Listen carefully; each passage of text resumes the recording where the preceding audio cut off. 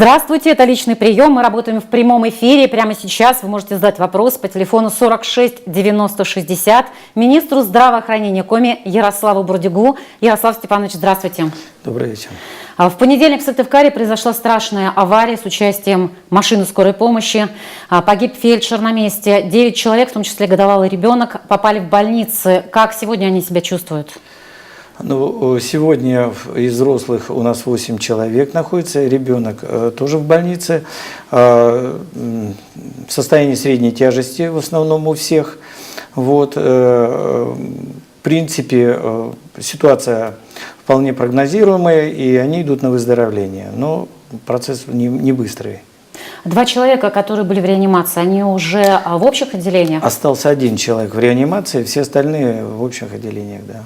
Сотрудники ГИБДД, которые работали на месте аварии, отметили не только огромную колею на дороге. Они отметили, что резина буханки была сильно изношена. Вот что вы можете сказать по этому факту?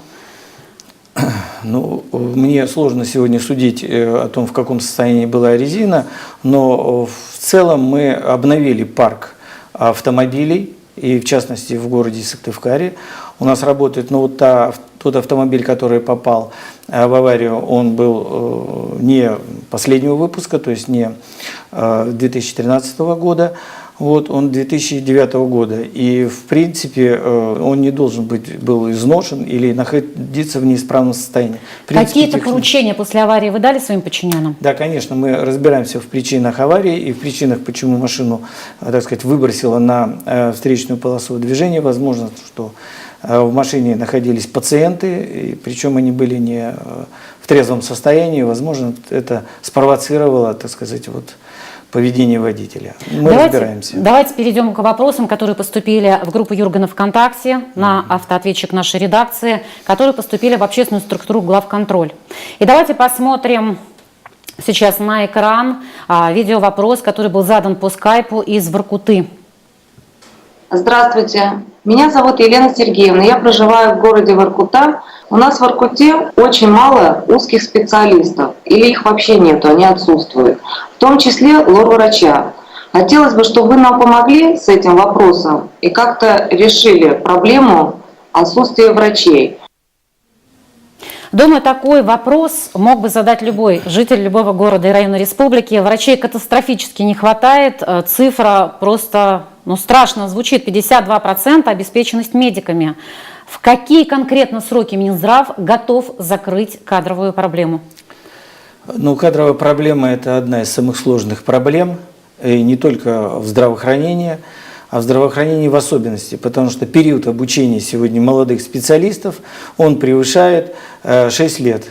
И в данной ситуации подготовить моментально специалиста невозможно. Ну вот сколько лет? 3 года, 5 лет? Нет, мы занимаемся, и последний вот уже идет 3-й набор, мы за счет средств республиканского бюджета набираем целевых, вернее, контрактных специалистов, которые обучаются на контрактной основе за счет средств республиканского бюджета и будут проходить уже, так сказать, свою работу по месту того лечебного учреждения, с которым заключен контракт. Ярослав Степанович, все-таки в какие сроки? Ну, если говорить конкретно по Воркуте, то в 2014 году мы ожидаем, что туда придет 3 молодых специалиста, в том числе 1 по лор-специальности, 2 терапевта. Вот. И вместе с тем мы надеемся не только на то, что будут приходить сегодня молодые специалисты с вузов, которых мы привлекаем, но и будем привлекать специалистов и в том числе из-за пределов республики, теми, так сказать, возможностями, которые есть у нас сегодня в республике по социальной поддержке. Ярослав Степанович, то есть пока мы не можем сказать, например, через 5 лет все вакансии будут закрыты, не можем сказать? Ну, и такого не произойдет при всех усилиях, которые бы мы прилагали, потому что сегодня действительно восполнить сразу, вот будем говорить, те недостающие 48% врачебных кадров нужен не 1 и даже не 5 лет. Нужно достаточно длительное время. А что же людям тогда делать? Ну, в данной ситуации мы выходим из положения, применяются различные формы по обеспечению кадровому, это и ну, так называемый вахтовый метод, когда мы направляем специалистов с республиканских учреждений, с диагностического центра для оказания проведения приема оказания медицинской помощи. Вместе с тем с районных больниц выезжает в те фельдшерско-акушерские пункты или амбулатории, где не достает специалистов. То есть это практикуется сегодня. Пока выходим таким способом. Ярослав Степанович, у нас есть звонок из Ухты, давайте послушаем. А мы вас слушаем. Здравствуйте, вы в эфире. Алло, здравствуйте. Владимир Францевич, город Ухта. Вот у нас во второй поликлинике творится такое, уже, как говорится, в почине у нас, да, брать платные талоны. Выкинут 2-3 талона такие бесплатные, а потом берите платные. И бывали такие случаи, что придешь в какой-то кабинет терапевту там или кому, они сидят, народу нету, а заставляют, идите, берите платные. Ваш вопрос Путин и понятен. Медведев нам все твердят. У нас все бесплатно, медицина бесплатна.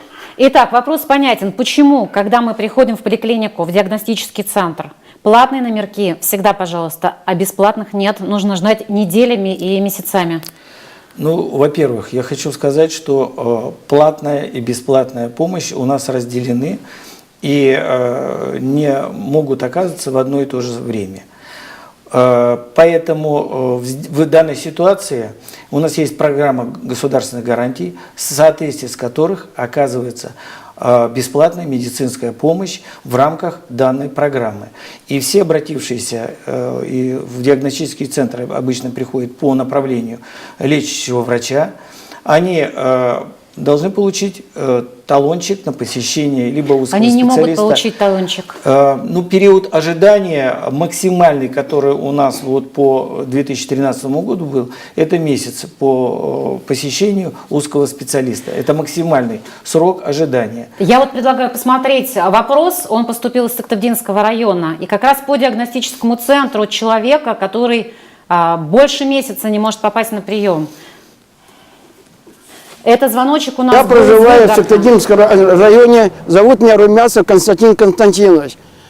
Когда я прохожу поликлинику на лечение, меня врач направляет в диагностику. Но чтобы попасть в диагностику, я должен встать на очередь, и мне позвонит. А меня звонят через неделю, через 2, а то и говорят, нет номерков. Но когда приезжаю в диагностику, мне говорят, что платно, пожалуйста, можете идти хоть сейчас.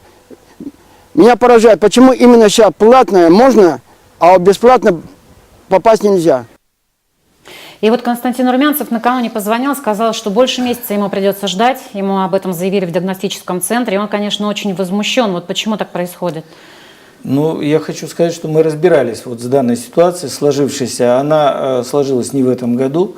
И мы в течение 2012 и 2013 года выстраивали, особенно у нас была проблема с диагностикой, с лучевой диагностикой, с диагностикой на аппаратах УЗИ. И мы, в общем-то, вывели систему, когда у нас единая очередь составляется электронная, в соответствии с которой номерки выдаются всем, кто должен идти на бесплатное обследование. И мы запретили по МРТ, по КТ проводить платное обследование вот тех, кто обращается в поликлинику. Ну вот вы знаете, не Но получается на практике, такой да, на ситуации, практике есть ситуации, мы разбираемся в каждом случае, и, в общем-то, если действительно вот по данному факту выяснится, что больше месяца, хотя у нас в программе госгарантии записаны предельные сроки ожидания, и должны быть они соблюдаться.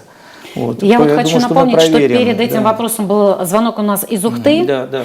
И вот, кстати, очень многие жители просят проверить информацию, что часто бесплатные талончики утаиваются, и людей вынуждают просто покупать эти приемы. Вот если у людей есть эта информация, куда им обращаться, куда жаловаться? Пусть обращаются в Министерство здравоохранения, мы по всем этим фактам проводим расследование. Дело в том, что действительно бесплатные талоны должны выдаваться. Другое дело, что их не хватает.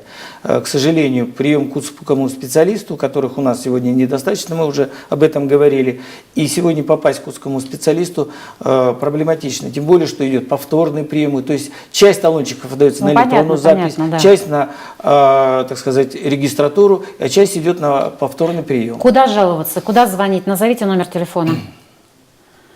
Ну, Приемную, куда звонить да, людям? пусть обращаются в приемную. У нас есть отдел по обращениям граждан, которые отправят к нужному специалисту, который будет проводить дальше. То есть мы пока разбор, телефон не готовы, да, этих случаев. назвать? Ну, может, да. Давайте мы тогда на сайте ведомства Да, еще раз напишем мы этот напишем телефон для телефончик, людей. по которому можно, да, обращаться. У нас есть вопрос, который поступил в группу Юргана ВКонтакте. Никита Королев спрашивает: вы готовы помогать следствию по делу Кучанской? Пишут, что министерство специально волокитит, чтобы виновным избежать ответственности. Напомним, что сыктывкарка Любовь Кучанская не может дождаться результатов медэкспертизы уже 7-й месяц. В июле прошлого года она вернулась из роддома инвалидом и уверена, во всем виноваты врачи. Итак, вы готовы помогать следствию?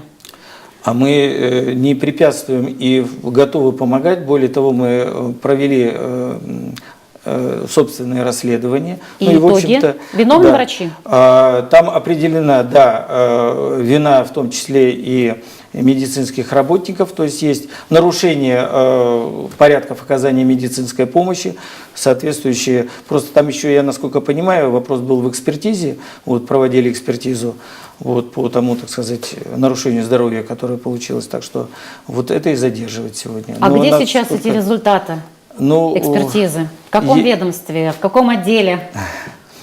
Я не знаю сегодня, где находятся действительно эти материалы по рассмотрению данного вопроса, но во всяком случае разбирательство идет. Я думаю, что результаты будут в ближайшее время. А вот известно, в какое ближайшее время, когда следователям уже передадут эти результаты? Понимаете, здесь ведь не Минздрав занимается непосредственно данной работой, сейчас ведут следственные органы, поэтому и экспертиза по их инициативе проводится, поэтому я на данный процесс повлиять не могу. Итак, министерство помогает, не мешает. Мы готовы, да. И оказать степень вины содействие. вы уже определили у Нет, врачей? еще нет. Там уже суд определяет. Мы ведь в данной ситуации, ведь дело находится, разбирательство уже, я так понимаю, в судебных органах. У нас есть звоночек из Сыктывдинского района. Мы слушаем вас. Вы в эфире. Добрый день. Здравствуйте. Добрый день. Да, мы вас слышим. Здравствуйте. Задавайте вопрос. Не планируется ли у вас на базе медколледжа вести? Не планируется ли у вас на базе медколледжа вести переподготовку медсестер на фельдшеров? Считаю, это он комплектовал этапы и решил дефицит кадров на селе. Итак, будут ли такие курсы, да, для фельдшеров? Переквалификация акушеров, Да. фельдшеров? Сегодня действительно дефицит не только врачебных кадров, но и в том числе среднего медицинского персонала.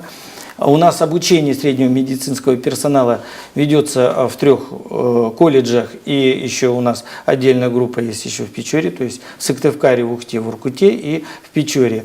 Мы готовим средний медицинский персонал, и при подготовке мы рассматриваем специалистов, в том числе и вопросы переподготовки. Поэтому мы собираем все необходимые потребности, в том числе и переобучении, и в обучении специалистов конкретных направлений. Вот, в частности, мы будем готовить специалистов и для нового, так сказать, санатория Серегова. То есть вот по всем этим направлениям. Так что То есть мы эти готовы, курсы да, будут? Да, важно, чтобы у нас было желающих, тех, кто хочет переобучение пройти, достаточное количество, чтобы мы могли группу открыть. Хорошо, Если куда они 1-2 могут человека, то это обращаться? В сложнее. министерство? Куда? Да, в министерство пусть Оставлять на обращаются. сайте Да, какие-то у нас сообщения? да, отдел управления персоналом занимается сбором вот этих обращений и заявок, и мы готовим такие группы. Итак, акушеры, будьте сами активны. Да. Пожалуйста, обращайтесь в министерство, если вы хотите переквалифицироваться.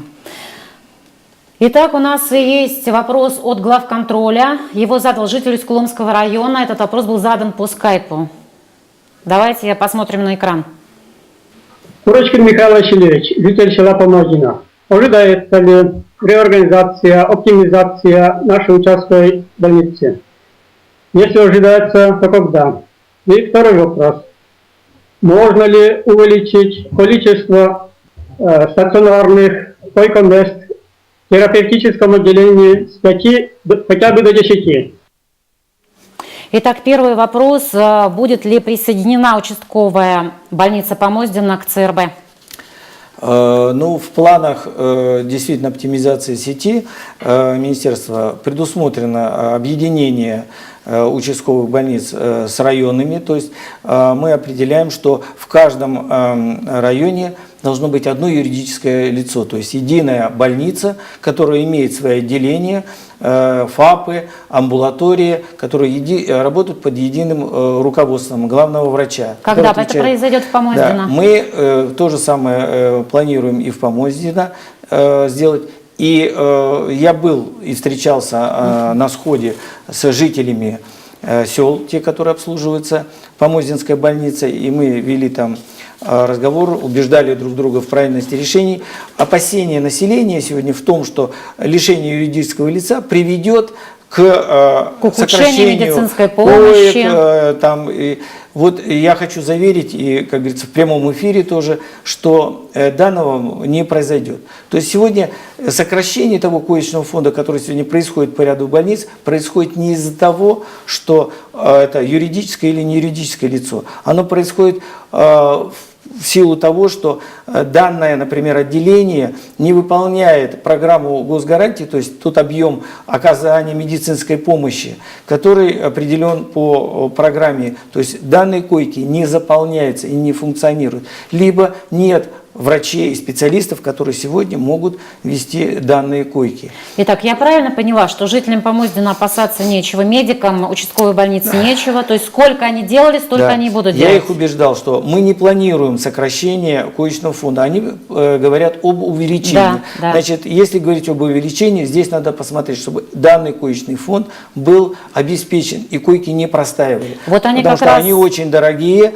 И просто так держать эти койки круглосуточные, мы предлагаем вот в таких ситуациях другой выход. Мы предлагаем открытие коек дневного стационара, что, в общем-то, для населения сегодня предпочтительнее. То есть ночуют они дома, а днем они в дневном стационаре получают необходимую медицинскую помощь. Вот, и это дает возможность им нормально. Конечно, есть ситуации, когда живет в отдаленном населенном пункте и ездить в больницу каждый день туда-обратно невозможно. Здесь нужны... Но вот жители очень просят, чтобы как раз с 5 до 10 увеличили количество коек в терапевтическом отделении. Рассмотрите, пожалуйста, такую возможность. Мы анализируем эту ситуацию, и если действительно есть в этом необходимость, то койки будут увеличены. В этом как бы вопрос не стоит. Вот, но лишение юридического лица, так сказать, больницы, это не связано с этим. То есть вот это точно так же, как все боялись, что с местного уровня перейдут на республиканский, и это приведет к каким-то там сокращениям, там еще прочим. Ваша Ничего позиция не произошло. нам понятна. Да, все. У нас есть звонок из Междуреченского, Удровского района. Давайте послушаем. А мы слушаем вас. Здравствуйте. Здравствуйте. Скажите, пожалуйста, у нас врачебная амбулатория была 1 год всего, и отменили у нас дневной стационар. А до этого много лет работали фельдшера, и дневной стационар функционировал постоянно. А почему сейчас отменили и не могут ввести? Мы должны за 25 километров, за 30 ехать или в дневной стационар в район, или ложиться в больницу, в которой нет мест. Итак, вопрос по Междуреченску. Да. Я так поняла, ни амбулатории, ни стационара нет, просят вернуть. Я вот не готов сейчас сказать, почему там дневной стационар закрыли, но, скорее всего, там нет специалиста. Вот, потому что просто так дневной стационар, мы наоборот сейчас увеличиваем койки дневного стационара, вот, потому что это действительно очень эффективно, и это позволяет увеличить доступность для населения данной услуги, но могли закрыть только по причине отсутствия специалистов. А вот я предлагаю ответ разместить, например, Да, завтра на хорошо. вашем сайте на этот Мы, вопрос по Междуреченску. Я выясню, и мы разместим ответ по Междуреченску. У нас есть вопрос, который был задан на автоответчик жителям Усинска. Давайте его послушаем. Я Хачатрян Валентина Вячеславовна, проживаю в городе Устинске. У меня диабет 2 типа. Я получаю все лекарства бесплатно, но иголки к шприц-ручке мне не выдают. Выдают всего 10 штук, а их мне не хватает. Я покупала эти иглы в аптеке, но теперь у меня заказ не принимают. Да и слишком дороги стали эти иголки. До Нового года я покупала по одной цене, а после Нового года в 2 раза дороже. Как мне быть, где искать эти иглы, я не знаю теперь. Помогите, пожалуйста. И вы знаете, я уточнила у Валентины Вячеславовны, я ей перезвонила потом на телефон, оказывается, вот на 5 дней ей нужно 10 иголок. Они стоят в Усинске 1210 рублей. Вы представляете, сколько у нее уходит за месяц? Вообще эти иглы должны бесплатно диабетикам выдаваться? Ну, там не во всех случаях выдаются бесплатно. Препараты у нас, если действительно является инвалидом и подходит под льготную категорию, то, безусловно, сегодня медицинские препараты выдаются бесплатно. Что касается, так сказать, игл, то там не во всех случаях они выдаются бесплатно. Поэтому что делать, в данной ситуации, конечно, я выясню, почему нет в аптеках игл. Вот, и я думаю, что этот вопрос можно решить вполне. А он может быть решен уже к 1 февраля? Да, конечно. Потому что все-таки такой диагноз, люди ведь постоянно делают инъекции. У нас действительно те, кто необходим в инсулиновых инъекциях, они находятся на особом контроле. И мы их обеспечиваем. Ярослав Степанович, у меня есть блиц-опрос очень короткий. Я прошу отвечать «да», «нет», сроки. Вы готовы? Ну, готов. Не считаете ли вы ошибкой закрытие ожогового отделения республиканской больницы? Нет, да? Нет. А когда будет завершен ремонт детской поликлиники Усинска? Ну, я думаю, что в текущем году. В этом году. Да. В республике очень высокий уровень онкозаболеваний. Что мешает ввести в регионе, например, в рамках диспансеризации, бесплатный анализ с помощью онкомаркеров? Это вопрос телезрителей. Что мешает? Нет денег? Или вы готовы? Ну, мы готовы решить этот вопрос, будем решать. Ну, это, на ваш взгляд, актуальное предложение? Ну, актуальное, конечно, актуальное предложение, да. А в поселке Кой-Ю Ижемского района ФАП не работает, нет специалиста, когда появится? Ну, там обеспечение идет... Ну, специалиста там, я думаю, что в ближайшее время не появится, если будет ответ. То есть пока не появится? Там будут специалисты приезжающие, то есть вахтовым методом будут. Когда будет завершено строительство ФАПа в деревне Заречное Сысольского района? Ну, те ФАПы, которые начали в прошлом году, будут завершены в этом году. Да. А можно ли попасть на бесплатное дополнительное обследование ребенка из Воркуты в Сыктывкар? Можно. Но что для этого нужно? Направление лечащего врача. А если его нет, то не примут? Ну почему? И в этом случае можно ребенка принять. Куда нужно обращаться? В ДРБ? Ну, ребенок в ДРБ, да. То есть родители могут договориться в ДРБ? Но желательно, я не знаю, что препятствует взять направление. Если не могут в своей поликлинике решить этот вопрос, то есть обследовать ребенка, то они должны дать направление либо в Сыктывкар, либо для дальнейшего направления за пределы республики. Я просто подозреваю, что, может быть, человек сомневается в диагнозе, поэтому просит. То есть это возможно. Приезжает, это да, возможно. Это возможно. А когда будет капитально отремонтирован 2-й и 3-й этажи стационара Сыктывдинской районной больницы?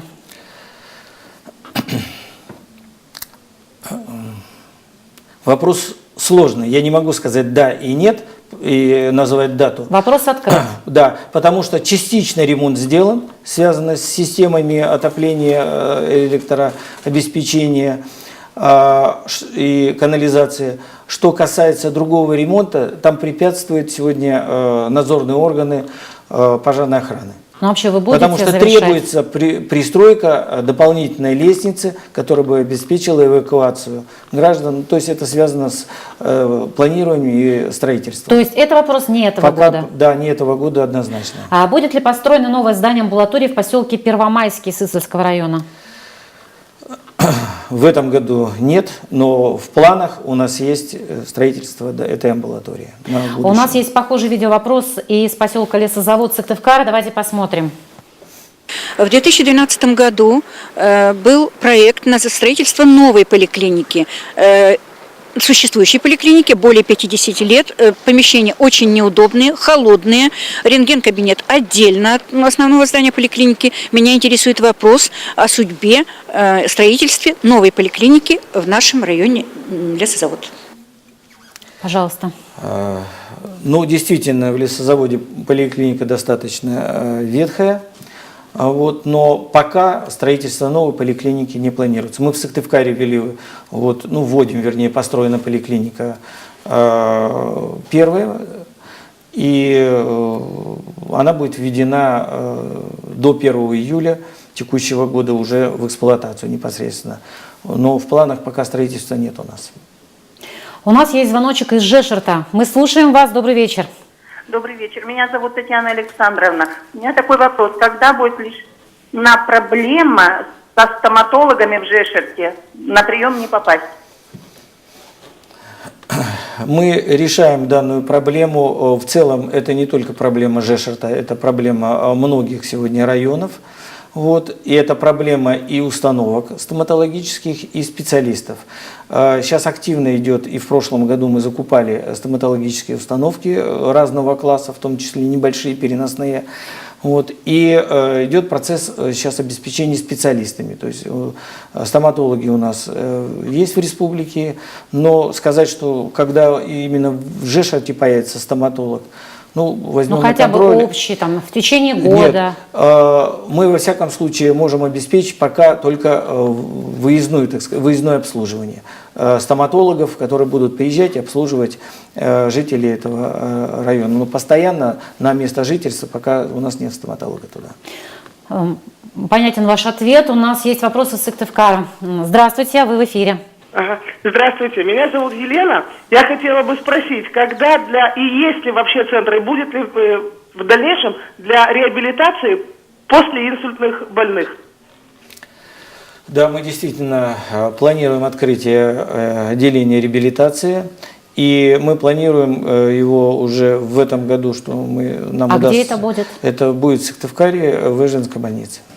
Это будет республиканское отделение по реабилитации или городское? У нас сейчас все республиканские. Да, действительно, у нас в 2012 году все учреждения передали республике. А у меня здесь передали телефоны Министерства здравоохранения. Вы можете звонить, жаловаться, задавать вопросы. Приемная, запишите, пожалуйста, 284 300, 284 300 и отдел обращения граждан 215 223. 215 223. Но единственное, у нас просьба, чтобы не затягивали с ответами, потому что люди не могут ждать месяц-два.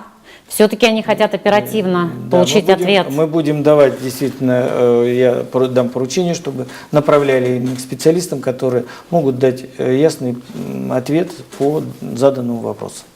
У нас есть несколько вопросов по информированию пациентов. Я процитирую один от Ирины из Печоры. Дважды приезжала из Печоры в Сыктывкар на обследование в онкологию. Мне назначили день операции. Я приехала, а мне заявили, мест нет. Неужели нельзя было перезвонить, чтобы я не тратила деньги, время, нервы? Я отпрашивалась с работы, искала, кто останется с моим грудным ребенком. И таких вопросов очень много. Почему людям не перезванивают?